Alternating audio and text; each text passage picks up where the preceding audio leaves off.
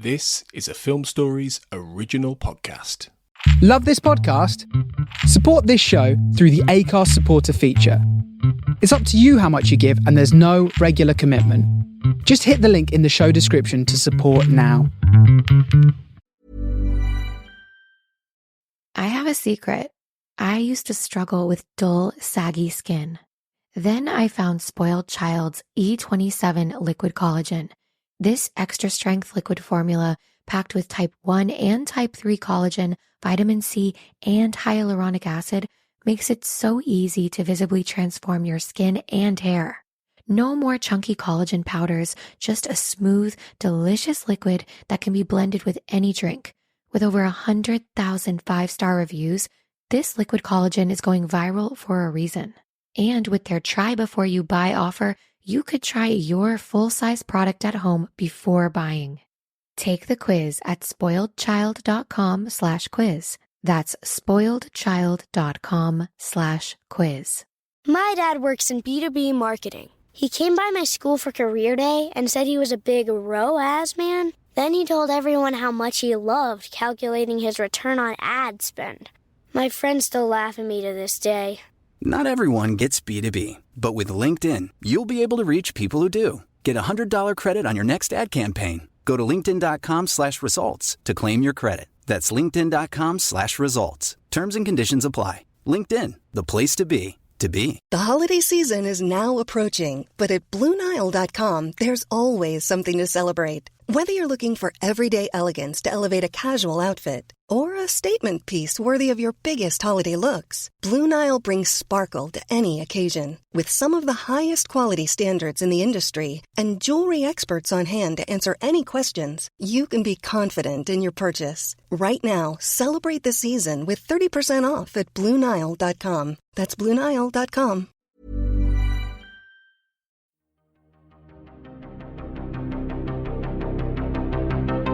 This is Writers on Film, the only podcast dedicated to books on cinema.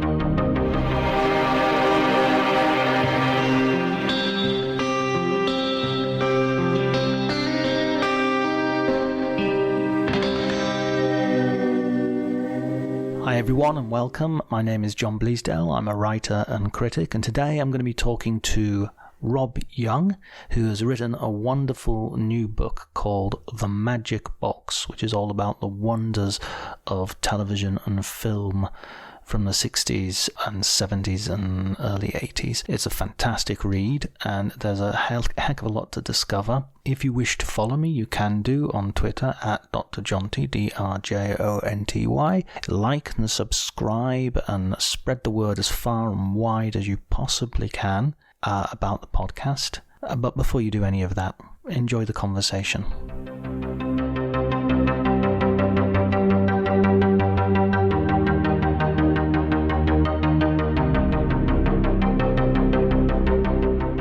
Yeah, I moved here in 2012, so yeah, it's kind of it's become a permanent move. I can't really see myself going back to live in Britain really in the foreseeable future. What about you? Are you living in Italy? I'm living in Italy. I was here since '99. I was here. I was here for a bit of '98 as well, but '99 was when we sort of did what I imagine you did and sort of decided this is probably where we're going to settle. So so it's been a long time. Yeah, it's that a length of time that makes you think you're not sure which football team you're going to support in the final. Yeah. You sort of zoom out, so you sort of maybe it becomes less about the local where you are or where you've come from, and absolutely, yeah. Can I just ask, if it's not a rude question, how old are you? Because from reading your book, I was thinking, God, you must be like, I don't know, 5 or 6 years older than me, but you don't look 5 or 6 years older than me. Well, thanks. Well, I was born in '68, so that makes me 50. I'm at the age where you stop remembering exactly how old you are, but I think that's 53. I keep doing that. I keep doing this thing where I get to my birthday and people say, how old are you? And I realize I am now the age that I've been saying I've been all year. Yeah. I've been saying I'm Yeah. 49, and then I get to my birthday and I think, oh no, now I am 49. I just assumed it was, So I'm now 50, Okay. but I'm actually 49. The next birthday I will be 50. Yeah. You've got your sort of a jump ahead. Yeah. Exactly. But look, congratulations on the book. Thank you. It was so in my wheelhouse reading this. So much that was familiar and well, I would say sort of half and half. Half of it was really familiar and I really got and I understood. Half of it was stuff that most of which I think I'd heard about and were really famous in a sort of, you come across those names like, I don't know, the Stone Tapes I'd never seen, for instance, and that. But also like, what a wonderful sort of list you've given me of films to now go and find. Is a lot of this stuff still available? Yeah, I mean, what I really didn't want was to end up with a book which is frustrating because you're reading about all this stuff and you just can't get hold of it, to see. So it's a combination of things that are, I think nearly everything mentioned in the book you can get to see. Quite a lot of it's been reissued officially, especially the BFI have done an amazing job in the last 10 to 15 years, putting out a lot of really interesting but formerly quite obscure material, both film and television stuff. But I mean, YouTube has obviously been the kind of savior for for the researcher in many ways. There's an extraordinary amount of retrospective stuff posted up there, whether it's, I don't know, where half of it comes from, some of it clearly from people's private VHS tape collection, but you can get to see a lot of stuff on there. And of course, there are slightly less official channels as well you can go down. But I mean, I didn't do very much of that. I actually found that most of what I wanted to see was actually viewable in a pretty kind of open public way, which is incredible, really, which is in a way what makes doing a book like this possible now, in a sense, especially if you don't live, as I don't now, within kind of proximity of the BFI archive or an archive you can go and see stuff screened. I did have a couple of private screenings at the BFI to look at some very difficult to track down stuff, which, I was very grateful for. But it is an age now where it's kind of easier to write a kind of book like this because you just do have better access to a lot of previously forgotten material. Yeah, absolutely. The sort of the archaeology you can do via the internet rather than in sort of a Morgan Freeman in Seven style library investigation. Yeah. What? Because you've written in the past on music primarily, is my understanding. Correct me if I'm wrong. Yeah, no, that's quite right. Yeah. What led you towards film writing? What led you to? Well, I mean, actually, I should say for the listeners that it's the Magic Box is really, and again, correct me if I'm wrong. It's really like a look at the TV, the films, to some degree the music and the books of that period. You mentioned quite a few authors as well who pop up. So what led you in that direction? What? I suppose it came gradually. I mean, I started out my sort of career as a writer writing on music. I worked for the Wire magazine for many years. I was always very interested in music that wasn't mainstream, experimental music, but really sort of across the board in terms of style and genre. And I mean, I guess at the same time, really, as I discovered music as a teenager, I was also discovering film, art film, as I write about in the book. I was just sort of growing up at a time which was particularly rich for interesting content on the television and in the cinemas. And so I kind of, in a way, I mean, it's just the idea of being interested in culture and the arts generally, to me, is just really, it's just sort of common sense in a way. I don't really make divisions. And, I guess as a writer, I'm sort of always interested in looking at connections and threads between things. And that can be just purely on a musical level. If you're, the book I did 10 years ago, which in a way was the sort of seed for the Magic Box, was a book called Electric Eden, which was a kind of an attempt to understand what folk, the idea of folk has meant for the British. And, it started out what I wanted to write a history of mainly kind of folk rock from the 60s and 70s, which just happened to be a music that I love very much.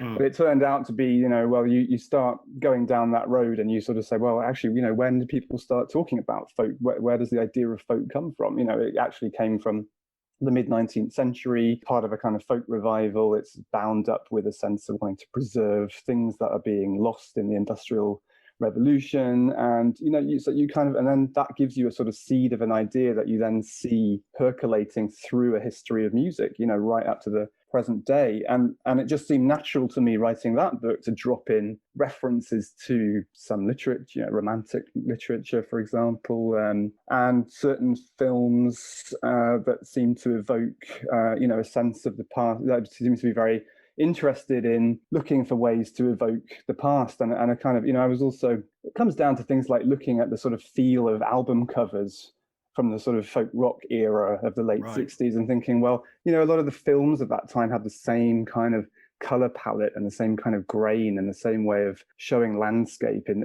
a very sort of British sense of the landscape. And I suppose it sort of just slid sideways from that into thinking about wanting to kind of evoke the texture of film and television from a certain period. And then, maybe that was the seed of it in a sense, but I think I refer in that earlier book to programs like Pender's Fen, the Play for Today from 1974. So I think I mentioned Tony Richardson's Charge of the Light Brigade, because I was really fascinated in to find out that for that, the cinematographer, David Watkins, sought out these kind of Victorian lenses to sort of put on the front of his cameras. He literally wanted to film that historical recreation sort of literally through Victorian glass. That it seemed to me a really sort of fascinating idea of this kind of antiquarian eye. That seems to be very much a part of sort of British kind of cultural thinking in a sense. So it's these sort of details, I think, that sort of made me want to look further at the kind of this sort of continuum of film and television in Britain, and how it's been concerned with representing the past, how it's to do with the kind of different sort of cultural memories. And it's sort of evolved, the book, ended up in a different shape from the one I planned, as books often seem to do.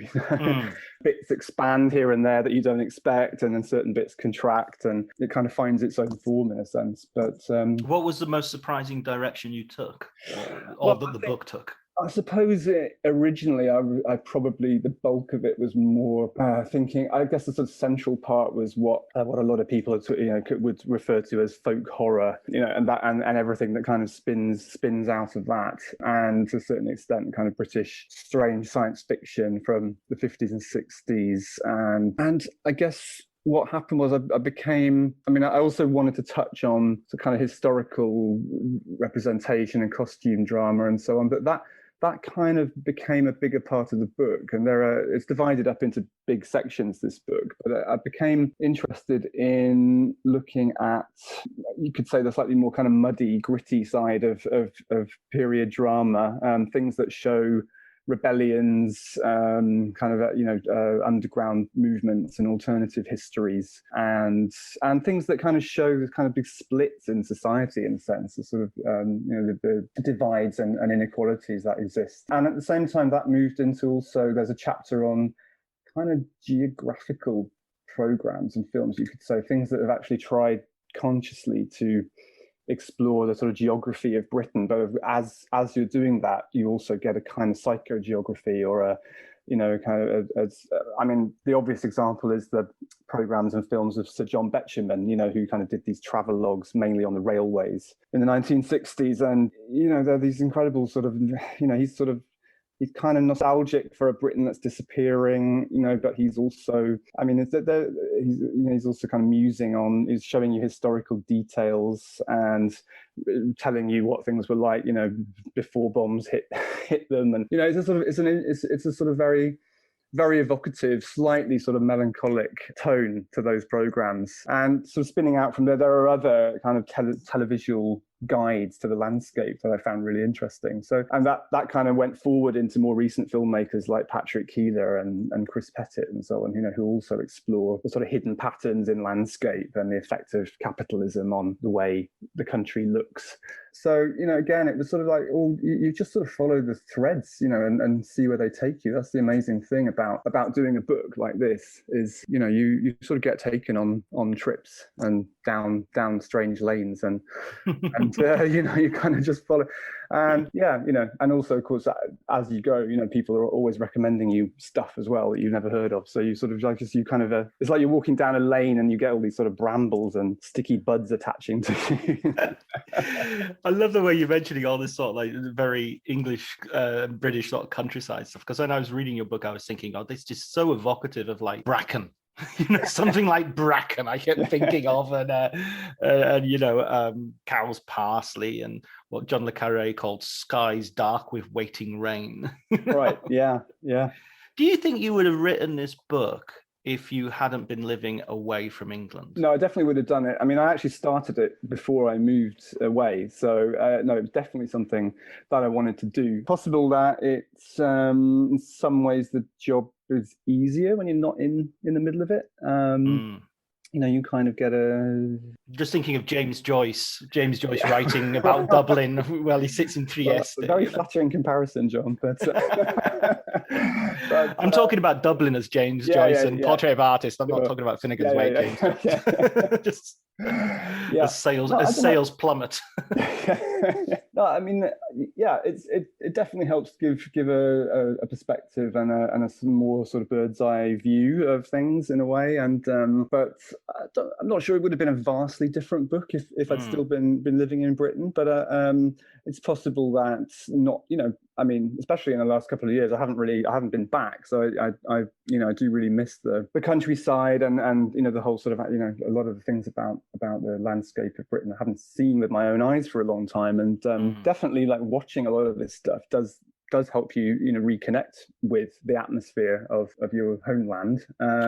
Where did you grow up? Because this is such a regionally specific book as well. It made me wonder, where were you walking when you were a kid? No, I grew up in Bristol. Right. Okay. And that's sort of maybe significant because it is, it's quite a green city and still is. And I was very lucky to grow up right next to a big kind of open parkland space called Durham Downs. And so, there was a lot of tree climbing and running around, as a kid, being outside a lot, I mean, as well as watching tons of TV.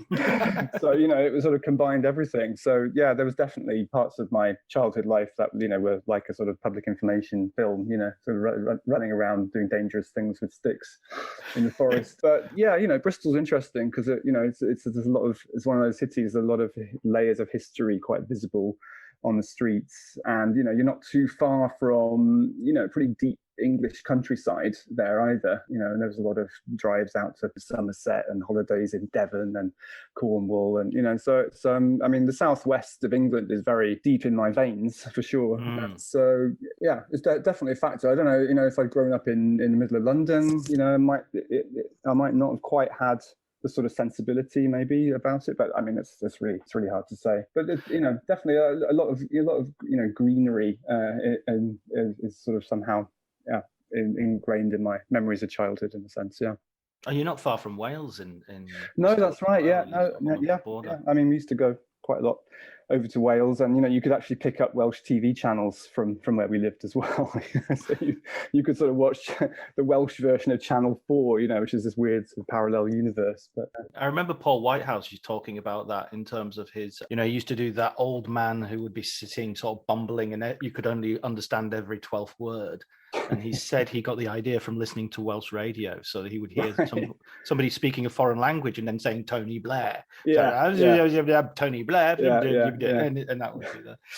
Yeah. So one of again, I mean, I really love this because it's felt like you were reading my head. There's all the nostalgic bits that you're inside, you're watching the television, you describe the television very physically. So you also, and going to the cinema, you describe specific moments when you're going to see films, and even a specific moment when you're like an extra in Hearts of Fire, the Bob Dylan, Rupert Everett star. I saw Rupert Everett last week, actually, in the flesh, in a new film that was showing at Locarno, and I'm trying to remember the name of the film now. She Will, it's called, by a director called Claude. Okay, I'm going to edit in me saying the name correctly. And it's folk horror. It's and I wanted to ask you about this actually. Sorry, just like your book, that question has organically evolved. out of my control, beyond the limits of my own memory. Yeah, no, what I wanted to ask you is, like, this seems like a moment, a really good timing, because there is a real revival of folk horror. There's been a documentary recently, and there are films like Censor. Ben Wheatley's just brought out a new film. This film that I saw in Locarno, which I'm sure will be out in autumn, She Will. Is there a danger of sort of with this revival of something that, as you said, was in itself kind of revival, or was about revival? Is there a danger that we're sort of getting diminishing returns, or there's a spiral in, or how do you feel about it, about this more recent? Yeah, I don't see it as diminishing returns at all. I mean, I actually really excited by the fact that, I mean, in a way, over the period of writing this book, I mean, when I started, which was about 2011, it really felt like, okay, this is going to be a pretty archival, Retromania type exploration of, stuff from dusty boxes in the attic kind of thing, in terms of film history, and which was fine for me, but it definitely kind of like somehow felt located in a certain time and a period that was now gone. But over the period of writing it, what's been amazing is that there have been, as you say, this kind of resurgence of certain filmmakers and certain productions for TV that seem to pick right up, from all those threads that were left. You mentioned Mark Gatiss as well as Mark Gatiss and Inside Number 9 and. Absolutely. I mean, those guys, are clearly all over this stuff anyway. And Mark made that documentary called Home Counties Horror, which sort of like took the three what are often referred to as the unholy trinity of folk horror films as a starting point, which find a general Blood on Satan's Claw and the Wicker Man, which is a reasonable starting point for talking about that. And at the same time, Ben Wheatley came out with Kill List and a couple of years later, Field in England, and now his new film, which I actually haven't seen yet, In the Earth. That just sounds like a kind of bingo card in a sense of folk, ideas about folk horror and things being buried underground coming up to haunt us. But at the same time, I guess that's what I meant by the cliche a little bit. I definitely, I love Kill List. Field in England, I think is great. And In the Earth, I just felt like exactly what you said there. It's like, this the bingo card of, I mean, it's stuff that I like, so I enjoyed it, but I haven't seen the film, so I don't really feel equipped to comment any further than that. I don't want to sound glib about it.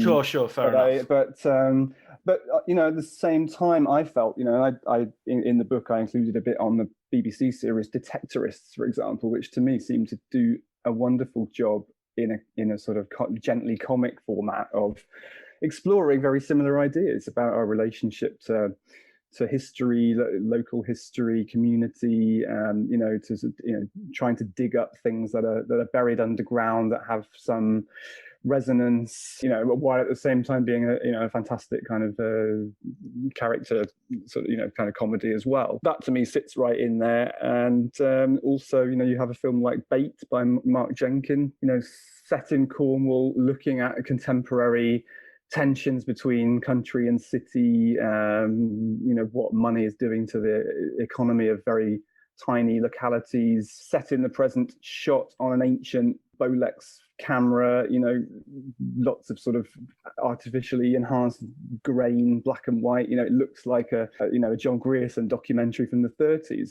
So it's sort of like the film encapsulates this sort of tension between the present and the past, and it's sort of so that again fitted right in. And luckily that came out in time for me to include it in the book. That, he's got a new film in the works, I believe, as well, which I'm looking forward to seeing. So also a filmmaker, George Popov, who's filmed The Droving, I enjoyed very much. And, so it feels like there are people out there with, a similar kind of sensibility to the sort of themes that I was exploring in the Magic Box. And I don't feel it's always just ticking off the relevant points. I think people are finding new and interesting ways to interpret those ideas. Yeah. I mean, maybe it's just our generation. Maybe it's just a generation who've been brought up on this kind of television and movies are now making their own movies, writing their own scripts. And so do you think nostalgia of this kind is is sort of something quite specific to Britain. I wonder if other countries have this similar sort of idea of, I don't know. I mean, I think maybe what you talk about in the book as well about the Industrial Revolution, sort of creating division in how you live. So you're taken away from the land. So there's always this sense that we really should get back to the land somehow, but that might be dangerous as well. I don't know. Even in Norway, do you feel there's this same kind of nostalgia, same kind of? No, I mean, that's what's interesting. I mean, it's really hard to generalize about any nation, and it's particularly hard to generalize about Britain, I think, because it's so many different things going on in that society, and it's an extremely diverse population. But the sort of feeling, I mean, Norway has a very different history. It doesn't have any colonial history. It was sort of a vassal state of either Denmark or Sweden at various times until effectively about 100 years ago. And so, it had the chance to kind of design quite a modern constitution for itself in the beginning of the 20th century. And so the other thing is that its relationship to the landscape is totally different. There was no aristocracy, so you don't have the same sort of physical setup of, the manor house, the private land, the village, the church, the pub. It's not really set up like that. And also, you have a massive sort of legal right to pretty much walk anywhere. There's very little private land in the sense that we know it in Britain. In Britain, I kind of very often feel if I'm walking around or driving around, that you have the sense that most of what you're seeing, you're not really allowed to go into it. There's walls, there's gates, there's keep out signs, there's, a lot of it is owned privately. In Norway, the landscape doesn't have that. It's open. It's not, lots of it is mountain and, kind of open wilderness, which is all effectively for the people. So what that means is that at the same time, it doesn't come freighted with all the history that British landscape does. You're not walking around and you see a plaque saying, there was a battle fought here in 1649, or, there's not suddenly a museum here. I mean, I feel like, there's a lot of legibility, like you're encouraged to read the British landscape a lot as you're going through it. There's a lot that's gone on those fields and on those paths and around those houses. In Norway, it's more like there's a sense of you could say like a sense of the sublime still around landscape, because it sort of still feels very untouched. A lot of it unfarmed, it's wild. At the same time, because there's not much sort of like big tracts of privately owned land, you don't have that sort of sense of mystery that comes, I think that's why perhaps we have so many sort of, eerie, that strange sort of atmospheric films about the landscape is because, a lot of the landscape is a mystery because you can't access it. So that sets you off, like what could be going on behind those walls, it's just, so psychologically, it's a very different relationship to the landscape. And I'm sure it's probably something different in Italy as well. I don't know, but I think, it's definitely, I mean, in terms of the nostalgia of Britain, I mean, again, not without wanting to generalize, but I think that what the British tend to do well as a kind of culture is preservation. I mean, there's flaws in the way our heritage is presented, but that's kind of starting to be addressed in certain circles, which is really interesting. But, we, in terms of sort of presentation, we do pageantry, we do heritage, we do, museums, archives. What we're not perhaps so good at is imagining where we want to go and imagining concretely what the future of the country should be, how that should look, and I think that's, that's for all sorts of reasons, short-termism in government, just, also perhaps a sense that, I think a lot of it is to do with legacies of the war, kind of having sort of won, in inverted commas, the war. There was less pressure to evolve and move forward and rebuild and rethink, for the sort of coming years. And so, I think there's loads of factors feeding into this. But, I think what that adds up to is that, and I think we have seen that clearly in the last few years, is we are sort of quite a nostalgic nation. What's interesting is the way over time that nostalgia has been reclaimed, on all sides of the political spectrum. And as you sort of implied earlier, that can have dangerous consequences. I think it can lead you down certain paths, and I think it can really, nostalgia can really cause a kind of stagnation in a culture as well. But the sort of paradox of being British and perhaps especially English, is that it's so much part of the way you're kind of conditioned to think, that it is quite hard to imagine fully what it would be to be entirely free of that nostalgia. And it's that kind of difficulty that I think I'm not sure the British or the English or whatever are ever going to be fully free of that, to be honest. I feel like it's so deeply ingrained, and it's clearly at this point we've reached a point where it has really, these kind of issues are really splitting the country. And that's something else that I tried to touch on at some point in the book. There's a section in there called The Divided Kingdom, which is actually named in homage to a novel by Rupert Thompson that I like very much, where he kind of imagines the nation sort of divided into 4 humours and sort of the population divided. It's a really interesting kind of post-Orwellian novel, which I recommend. But there's a lot of things out there that sort of express where these different kind of divisions are coming from, and films that have tried to show poverty and dilapidation and inequity. So I mean, let's go, because I could definitely talk to you all day about this, in the sense that I think living abroad as an expat, you become the resident expert on your country as well. That people are always asking you, what does Britain think about this, that, or the other? And it's like, so it's and I totally understand the danger of generalization, but heck, it's fun as well, let's face it. Oh yeah. To be the expert. Let's talk a little bit about your sort of watching film career, in terms of like when you were a kid. You mentioned loads of these great children's programs, which I often show my own kids when they were growing up. I'll say, we've got to find Bagpuss on YouTube and show them an episode, and it's just so weird. And it wasn't just Bagpuss, it was Jamie and His Magic Torch and Dramarama, the spooky kids series. And there seemed to be a lot of sort of quite, well, you just bring up a lot of it, you bring a lot of it back, stuff that I haven't even thought about for years, a lot of sort of quite dark stuff. And then you have the same thing happening in novels with things like Susan Cooper and Alan Garner, who you also mention.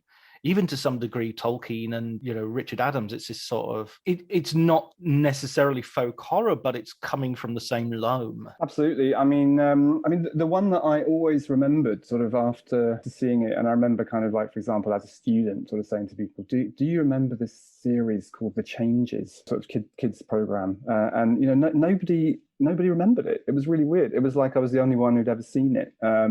Was it on ITV? It was on the BBC in 1975, and it's this. I just never forgot it. And then kind of in the last sort of 10 years or so, it's been reissued now on a DVD by the BFI, and it's kind of come, people are sort of now remembering it again. Also, it had a wonderful BBC Radiophonic Workshop electronic soundtrack, but that was something that just absolutely scared the pants off me, just because it was sort of the first minutes are just this kind of very sort of like enervated household, parents and a daughter, and then just suddenly there's this noise in the air, and the parents just suddenly start smashing up every technological object in the house. Like the dad grabs a golf club and starts smashing the TV. They go outside and people are overturning buses and cars, and it's just like there's this sudden total kind of anarchy, and it's all directed against technology. And then the whole country rejects it and goes back to a sort of pre-industrial way of life. And the story is about the girl who goes wandering around the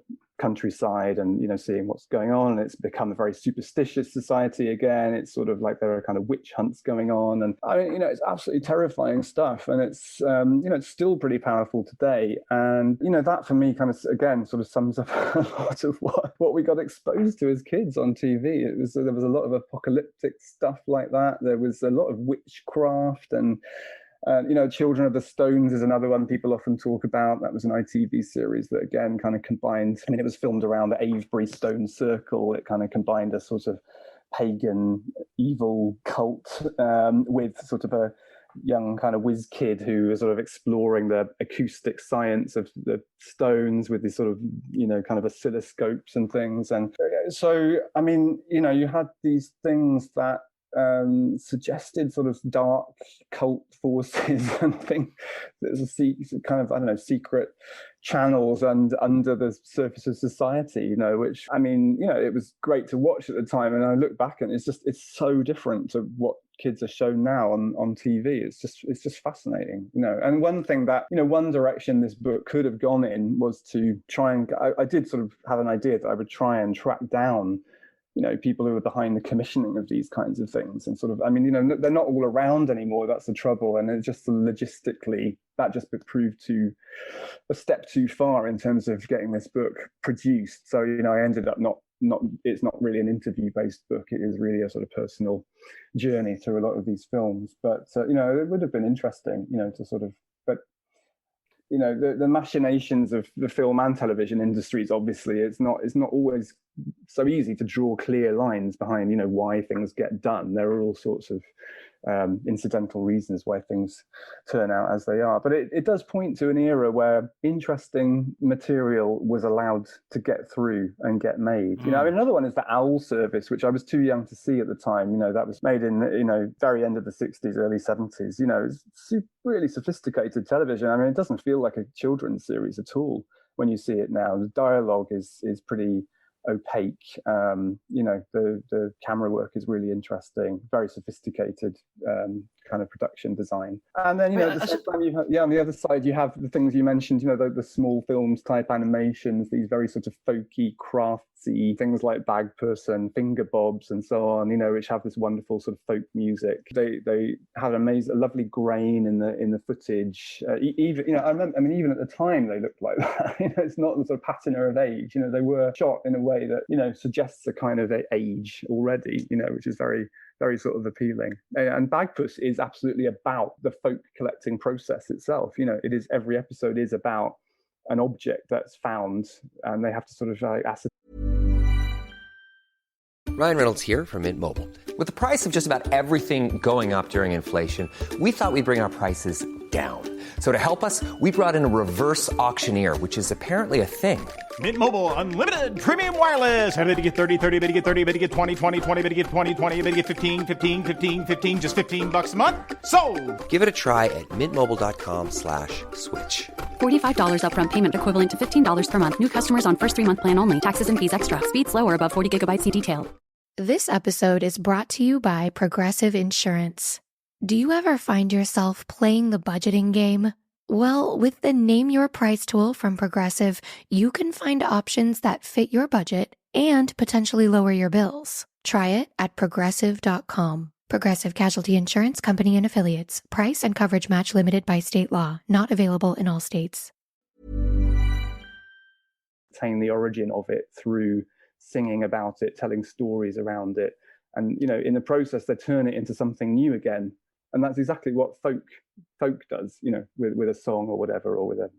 And Professor Yaffle is the sort of expert that Michael Gove says we've had enough of. Yeah. Well, I mean, you do have enough of him in Bagpuss as well. So I'm sorry. But yeah, he's the kind of academic, who wants to overthink things, but actually manages to miss the point, on almost every occasion, which is quite funny, quite amusing. But that's one of the things that really struck me about reading your book was, as soon as I read it, I went, oh yeah, I see that now. It's not like I grew up thinking, oh yeah, this is, all of these things are connected in this way. But once you reading it in black and white in front of me, I just started thinking of loads of examples of wacky, blimey, there was a hell of a lot of science fiction and fantasy in children's TV. Yeah, I'm very grateful for that. Also a lot of children's books at the time as well. I loved things like the Tripods trilogy, John Christopher, and I remember reading John Wyndham books and short stories and things. At a fairly early age. And these were very much there. But of course, the other thing is that there was a lot more. The television was also a kind of a really good repertory cinema. In the 70s and 80s. In a way that it isn't, terrestrial TV now doesn't really show movies to the same curated extent. But it was, you could really there were tons of, like sci-fi movies from the 50s and 60s being shown. There were sort of, French art movies, like loads of horror Hammer movies on Friday nights. That's why I don't feel, I know some people are probably not happy about the idea of a book that sort of just treats film and television as a continuum. That is kind of heretical, I know, to some. Two idiots, Rob. Well, it's heretical to idiots. They're not often discussed, perhaps in the sort of kind of like fluid way that I chose to do. But the fact is that I saw a lot of the movies I saw on television for the first time, and I don't really. It's not that important to me whether something is a TV program or a film.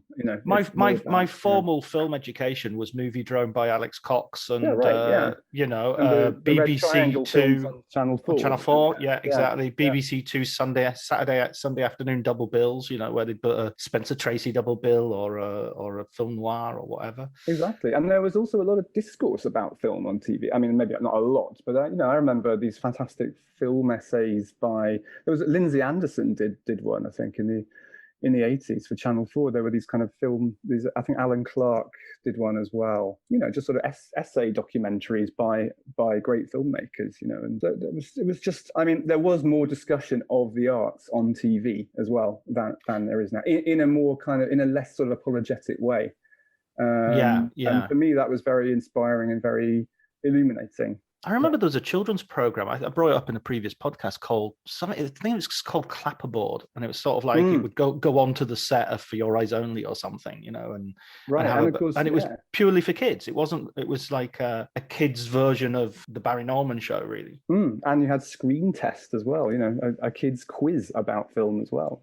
So there were lots of ways to sort of to be exposed to the world of film then, and which is great. Yeah. Let's fluidly slip over to cinema for a little while, because you mentioned earlier on the trilogy of English or British folklore, because of course Wicker Man is filmed in Scotland. The biggest compliment I think I could make this book, well, actually it's not, but it is a good compliment for any film book, is that after reading it all day yesterday, last night I sat down and I did a double bill of The Wicker Man and The Draftsman's Contract, because I wanted to watch two sort of, both of which I'd already seen, but both of which I'd probably last seen the early 90s, a long time ago. First of all, your description of The Wicker Man as a musical, which I scoffed at when I read it. I was like, that's nonsense. And then I watched it and went, bloody hell, they never stop singing in this film. They sing all the way through it. It is a musical. It's, chapeau. Well, good. I'm glad I convinced you. I was hoping, it was a little tongue-in-cheek writing that. I don't know, maybe it didn't entirely come across. But it is true. There are a lot of songs in it, and a lot of the key moments in the film in the story are enacted through song or music. So no, absolutely. How do you define a musical? No, absolutely. Britt Eklund, when the West End adaptation, right, Britt Eklund actually sort of sings to camera. It's not like even that there's just a song happening. She sings, she addresses the camera as in it's like a pop video. And she manages to be three different people during that sequence as well, which I'm sure anybody who's seen the film will remember. I won't need to describe it. Because Annie Ross, I think, is doing her voice, and Britt Eklund is there, and every time she turns her back to the camera, you get a full-length shot. It's a body double. They had a body double, yeah, exactly. With very obviously different length hair as well. Yeah. Her hair sort of shortens. You have the finger on the freeze frame, yeah.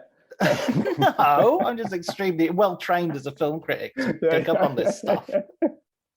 I probably freeze framed it so much when it was a VHS that still burned into my memory. But God almighty, that film is magnificent. It's a genuinely disturbing film, but it's also genuinely funny, and it sort of genuinely has something to say as well. It does stand up. The first time I watched it not really knowing. I hadn't really read around it. It was quite a long time ago now. I just had heard people talking about it, and I just watched it not knowing where it was going to go at all, which is a great way to watch that film. No, and I've watched it many times since now, and it's just visually, it's an extraordinary film, unsettling sort of atmosphere and climate. Obviously, it was famously, set in midsummer but filmed in the autumn. So, it just has shadows are longer than they should be. The late, the golden time just doesn't look like summer golden time somehow. It's sort of, and, it's this kind of, for me, it's, although it's made and set in Scotland, it seems to me it is kind of like a sort of pageant of British folk costumes and traditions and superstitions. And it sort of just piles them all, many of them, into this film. So, which I think is one of those things that just, makes it still sort of broadly appealing and somehow, takes it away from, and you kind of forget that you're in Scotland, I think, to a certain extent. It is sort of a world out of time, and that's the world that the islanders want to create, obviously, as well. They are creating a pagan society on a private island. Obviously, you don't want, they want to shut the rest of the world out. They want to make a new world on this island. So, all these ideas, I think, are that idea of a social experiment like that, kind of starting again, is sort of one that's appealed to a lot of writers and people. Yeah. What I think as well seems specifically English about this sort of experiment, or the nature of it, is that it doesn't have like the other sort of the sort of first stop for most people when you're thinking about cults is something like the Manson family, and it's cult based on youth and based on experimentation and based on breaking a load of social boundaries and all the rest of it. But with these English versions and British versions, also because you've got a very colonial aspect of it, of the Lord coming in and actually just imposing this as a new way of doing things. It reminded me of another point in the book where you talk about every suburban home having a Dennis Wheatley novel, and the guy who wrote Witchcraft being a member of the local Conservative Party and sort of drinking tea and reading the Telegraph and what have you. That this is not necessarily a radical sort of, not that Manson was by any means left wing or progressive. I mean, he was a complete racist and neo-Nazi, but you have this sort of conservative idea of a cult. Is that how it feels to you as well? Or? Yeah, I mean, it's a lot of our conservative, if you're talking small c conservatism, exactly, yes. There's often a real grey area between what is conservative and what is radical. That's the thing. It's like, a lot of the levelers after the Civil War, sort of, they were the rebels against the old order, but they actually wanted to go back to a kind of, the most extreme wanted to go back to a sort of Garden of Eden and sort of start right again, which you could say is the ultimate form of conservatism. So, it's not a sort of clear, to me, it's not always clear cut. What I think the Wicker Man does so brilliantly with it is that they start off in the cockpit of Sergeant Howie, the policeman who you kind of assume is going to be, he's the hero, the lawman coming to sort everything out. But it's just the way the film breaks him down, and actually kind of makes you dislike this person really, because of his kind of sort of, kind of religiousness, and he's kind of like a prig, isn't he? It's a bit. Yeah, and piousness, and the way, I mean, I'm not sure if you get to like the pagan community, but it shows there's a logical reason for them behind everything they do and everything they believe and all the rituals they perform, which are clearly laid out during the film. And that's what's so effective about it. And there's this other fantastic detail in the movie where literally the first frame, you remember what the first frame of the movie is? Like literally the first thing you see. It's easy to forget because of the rest of the film. Yeah. It's an intertitle that says something like,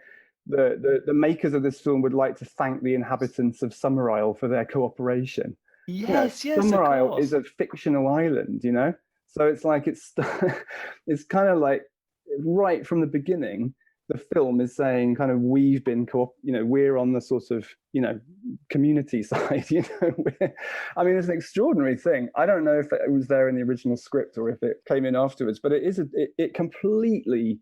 So I didn't really notice it the first time I saw it, but the sort of the subsequent viewings, I kind of just picked up on that, and I thought they're like sort of anthropologists going into this thing. And thanks very much for welcoming us, and we respect your point of view. We don't necessarily agree with it, but we're not going to impose our view on you. Sort of legitimacy in a way to what's going on that island in a really sort of like it's just sort of thrown in there, but it's fascinating, So it really leaves you. I think the strength of the film is that there's no clear good guys and bad guys. There's certain things about how he, obviously nobody should go around burning people in a giant effigy. But there's things about Howie that are unappealing and authoritarian and dictatorial. And there are things about the pagan way of life that are really appealing. They're in touch with nature, they're in touch with the natural crop cycles, and they're incredibly musical. They're very beautifully musical in a folk rock kind of way. They're comfortable with their sexuality. They like a drink. They like having a good time. Yeah. The landlord's daughter. It doesn't look too bad, apart from the ritualistic sacrifice. Apart from the occasional murder. I'd be tempted to sign up, if it wasn't for that. Yeah, I mean, well, the film really sort of ends on so obviously, if you don't want to spoil Wicker Man, then go away and watch it immediately. But the ending is just sets up a dialectic that it doesn't resolve. He's shouting his Christian prayers, and they're singing their pagan songs, and it's kind of, okay, take your choice. It's up to you. Who do you want to be with? It kind of leaves on a literally dissonant ending, which is so amazing. It's those two musics just clashing against each other, two musics, two ways of seeing the world, that just never mesh in any way. They never harmonize. And, that's part of this sort of divided kingdom idea for me, is that, there are perhaps fault lines that are never quite possible to patch up or fill in, and I think that's why that film is still, very, very appealing, or still really resonates. There's still lots to pick out of that film. Yeah. And adults wearing animal masks is just, it's always, freaky it's become beyond a thing, belief. yeah. And you see that cropping up in, Kill List has that. It's become a sort of folk horror, one of those bingo card things, perhaps, for folk horror. But there is still something creepy and eerie about the sight of that on film. It's it works, yeah. And because there's no explanation for it, especially in The Wicker Man, you just suddenly see these people on the quayside in masks. You've never seen that before. You don't know who they are or why they're doing it. It's just brilliantly done. It's just sort of just cuts to that suddenly, and it just throws the film into another gear. There's also the aspect that this is not, you could argue that it's supernatural if the pagans are right. And if the pagans aren't right, then in the words of, Jesse Plemons in The Master, he's just making this shit as he goes along. He's making it up. It's all invented. Yeah, well, there isn't anything supernatural in The Wicker Man. That's also what's so great. As in Witchfinder General, one of those other key folk horror films, there's no magic happening. It is, and there's actually, I think there's a line of dialogue in The Wicker Man where there's a bit of backstory from Christopher Lee about, and I think he says, that his father had set up a community there and so on, and he's just sort of perpetuating it. But there is a sense that, if the crops fail again, the next one to go might be the Lord himself, which is the sort of natural consequence. So there is a sense that he needs a sacrifice in some way, but none of that has anything to do with witchcraft, or there's no unexplainable acts happening in that film. The chances are that the crop will work next year because it'll just be returned to the mean. You had a bad harvest, and exactly, now you'll have a good one. Yeah. And it'll be read in like that. So moving from the Wicker Man, and I watched The Draftsman's Contract, which I think Peter Greenaway is one of those filmmakers that, if he had died in 1993, would be considered one of our best filmmakers of that decade. But not unfortunately for him, obviously, but the fact that he sort of hung around and sort of did lots of obscure projects, and every single interview he's done since 1993, he's talked about the death of cinema, which is not endearing, doesn't endear him to me, at least. But The Draftsman's Contract is such an amazing movie, I was again inspired by your book. I was seeing loads of connections. Fruit, for instance, comes up in both. Summer Isle, they're growing apples in a place where they shouldn't grow apples. And in Draftsman's Contract, that he's constantly eating from the garden. He's constantly eating these exotic, non-English fruits. The final scene, he is given a pineapple. In fact, the very final shot, if we're going to get down to details, is the statue you've seen wandering around through the entire film, trying the pineapple and spitting it at the camera. So it's a real sort of breaking of the frame of like, maybe he's an old spirit of England or something, or a sort of Caliban. a green man, isn't he? Sort of in some way, yeah. Yeah, absolutely. Yeah. I love his role as well, that you think it's sort of a metafictional thing that the cinema is just doing, but then and the Mr. Neville, the draftsman, actually says, and who's that prat pretending to be pretending to be a statue? Yeah, just like there's a lot of humor in Peter Greenaway, isn't there? There's a lot of kind of funny, quite throwaway lines across a lot of his films. I really loved. I mean, I remember seeing Drowning by Numbers when it came out. That was one of my first when I discovered the art cinema in Bristol. That was one of the first ones that I saw there. I thought that was brilliant, and that actually also opens. One of the early shots is sort of a wonderful autumnal pile of apples, I think, which is just almost like a kind of Cézanne painting or something. That sort of still life. Yeah, there's a sort of Dutch still life kind of aspect to it. But the Josh Smith's Contract's great, isn't it? I hadn't seen it for a very long time until I watched it sort of for the book again, and it's sort of struck by the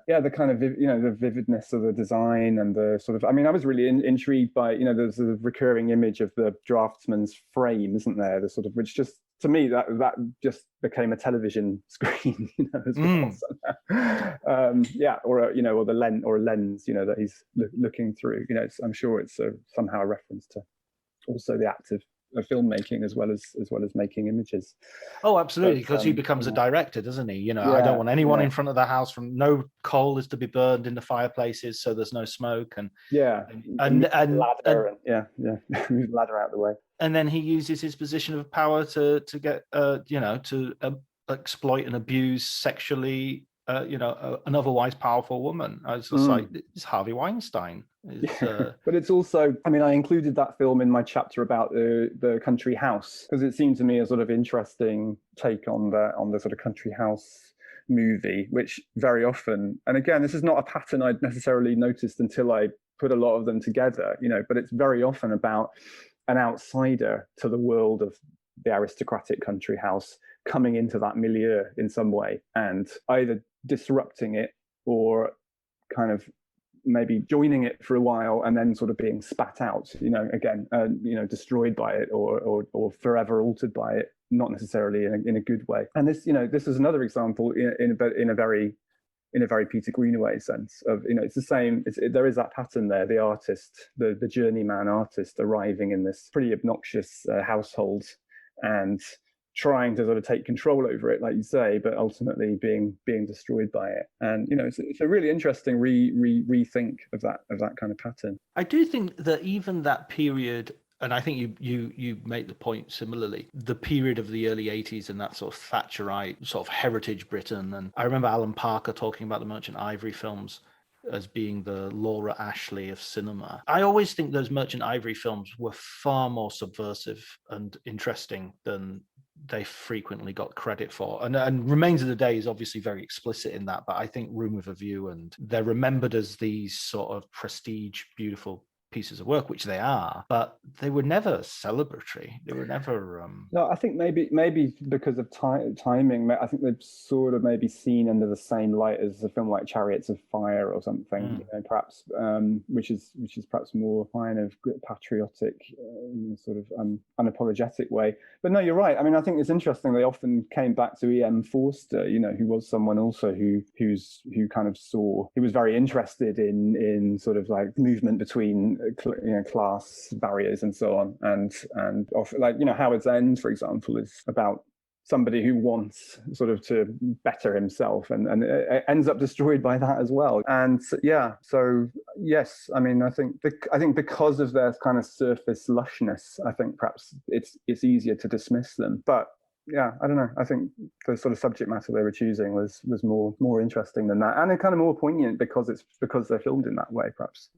Yeah, I mean, like a film like Maurice coming out, I think there is a little. I don't think I'm alone in this. I think there's quite a few people reassessing now and saying actually there's a lot more to these films than maybe they've been credited for.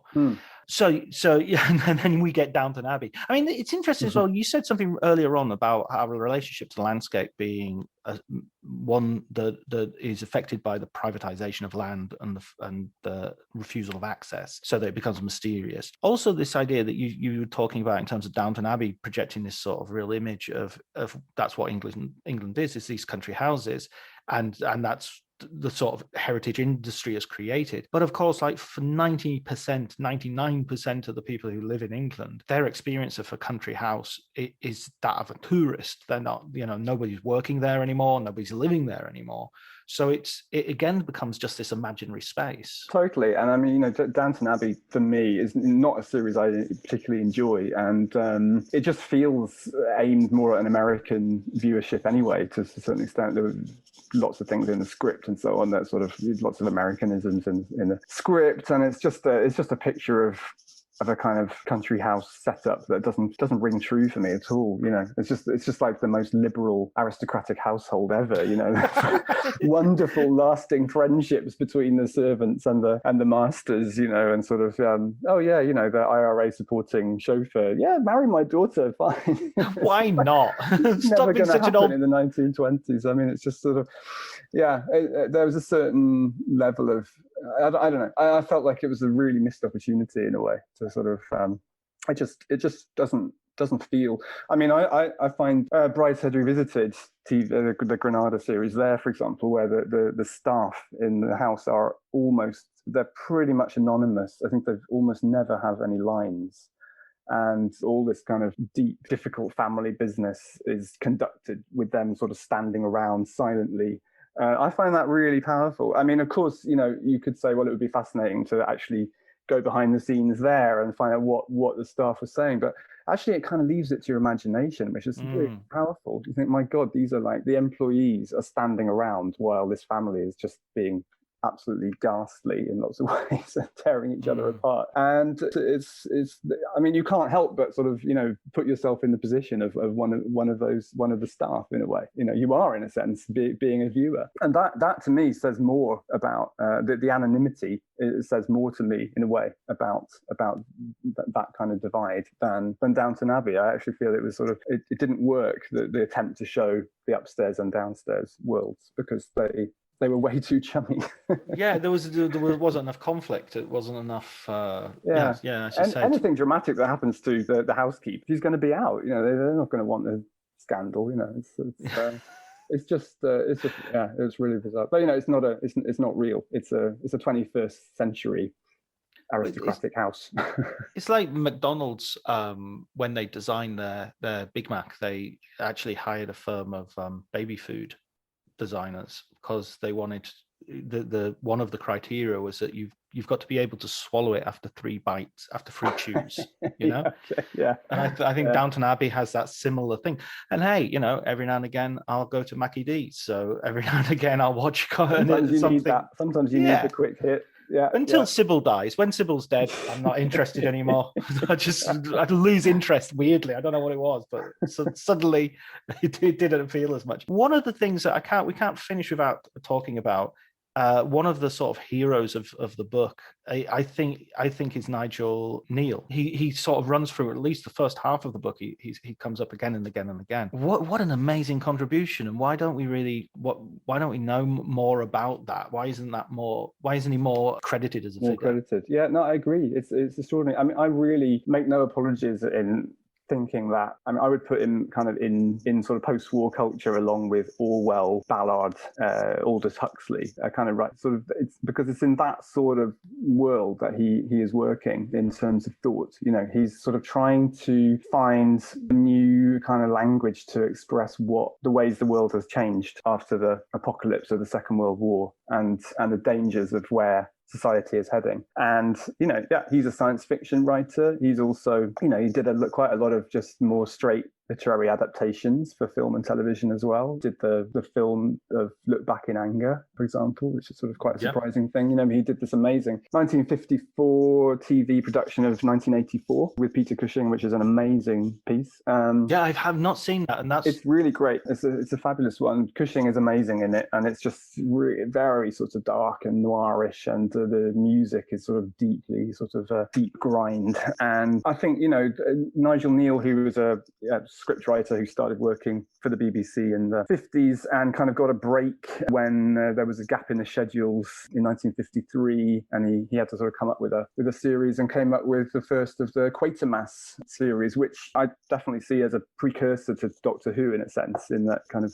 featured a main character who was sort of scientist come hero. The Quatermass franchise has become quite celebrated, but not super well known, I would say. I mean, nothing like Doctor Who, but really interesting. They got made four TV series and 3 movies. Hammer did their own versions of them. And Quatermass and the Pit has a good shout out to be one of the best sort of British made science fiction films ever, I think. Definitely, yeah. And again, it's a science fiction film, but it's about something being dug up from underground. It's about a spaceship, that from 5,000 years ago that crashed under what is now London.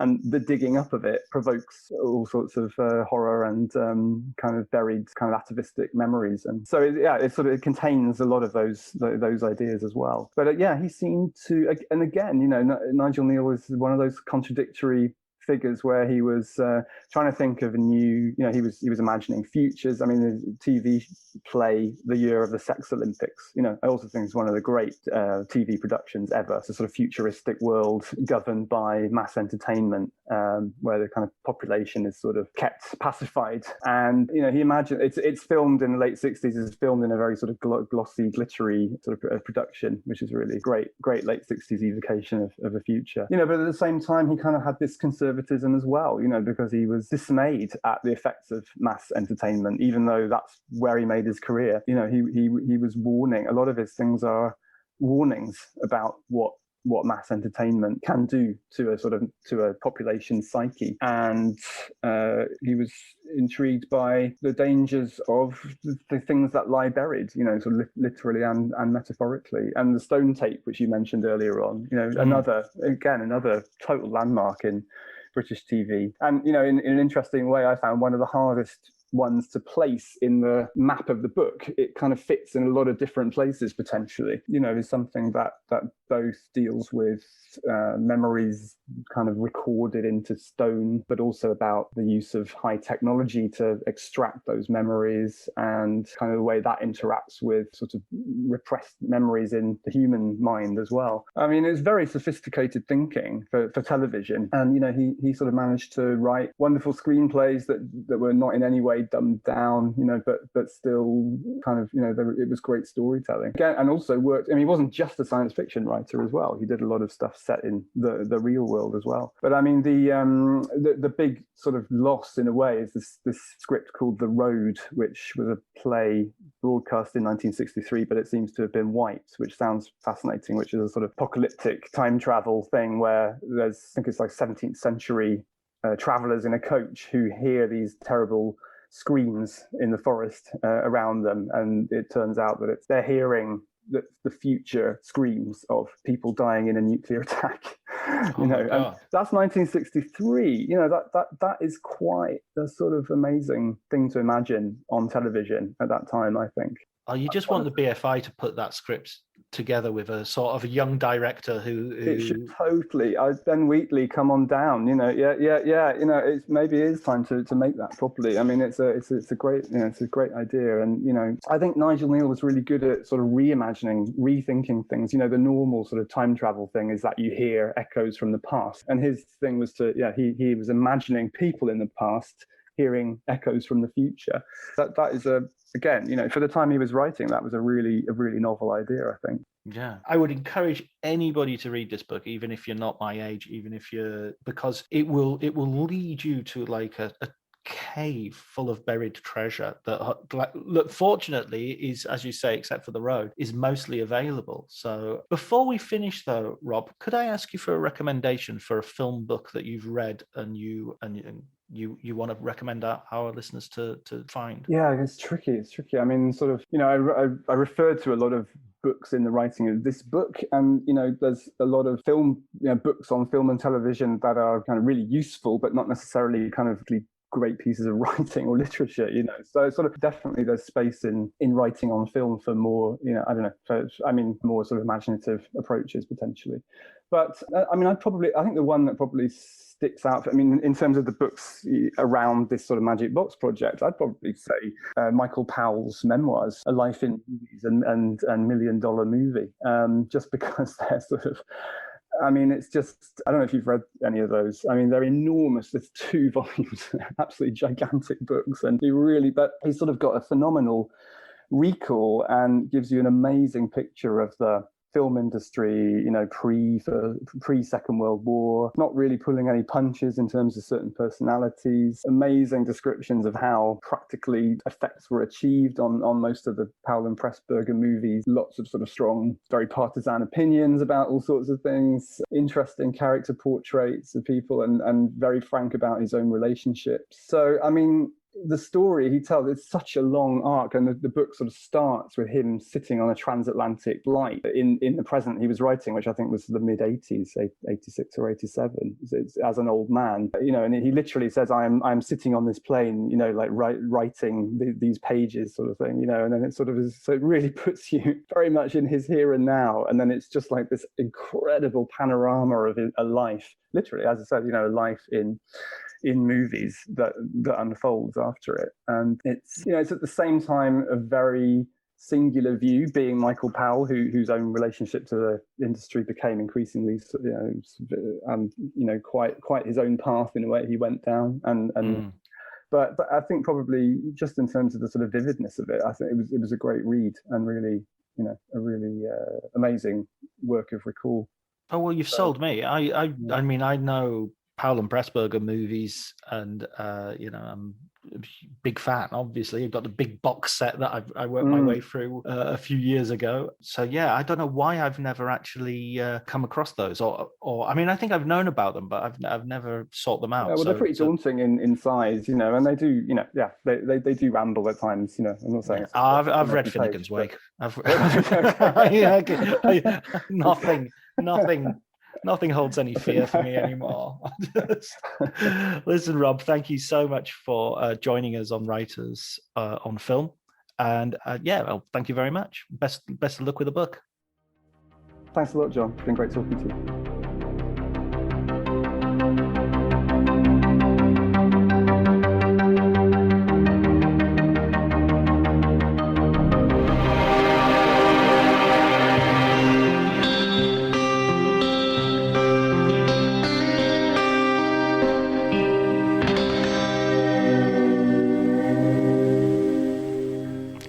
Well, that was my conversation with Rob. I hope you enjoyed it. His recommended book was Michael Powell's A Life in Pictures. And the only thing I need to do now is, what do I need to do? The only thing I need to do now is thank Elliot Atkins for the music, Ali Harwood for the art. And until next week, please take care.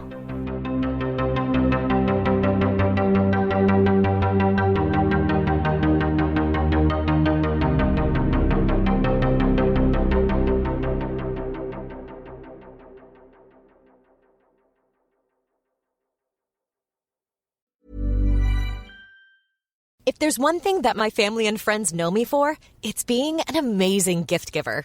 I owe it all to Celebrations Passport from 1-800-Flowers.com, my one-stop shopping site that has amazing gifts for every occasion. With Celebrations Passport, I get free shipping on thousands of amazing gifts. And the more gifts I give, the more perks and rewards I earn. To learn more and take your gift giving to the next level, visit 1-800-Flowers.com/ACAST. That's 1-800-Flowers.com/ACAST. Hey, it's Mark Maron from WTF here to let you know that this podcast is brought to you by Progressive Insurance. And I'm sure the reason you're listening to this podcast right now is because you chose it. Well, choose Progressive's Name Your Price tool, and you could find insurance options that fit your budget, so you can pick the best one for your situation. Who doesn't like choice? Try it at Progressive.com. And now, some legal info. Progressive Casualty Insurance Company and Affiliates. Price and coverage match limited by state law. Not available in all states. My dad works in B2B marketing. He came by my school for career day and said he was a big ROAS man. Then he told everyone how much he loved calculating his return on ad spend. My friends still laugh at me to this day. Not everyone gets B2B, but with LinkedIn, you'll be able to reach people who do. Get a $100 credit on your next ad campaign. Go to linkedin.com/results to claim your credit. That's linkedin.com/results. Terms and conditions apply. LinkedIn, the place to be, to be.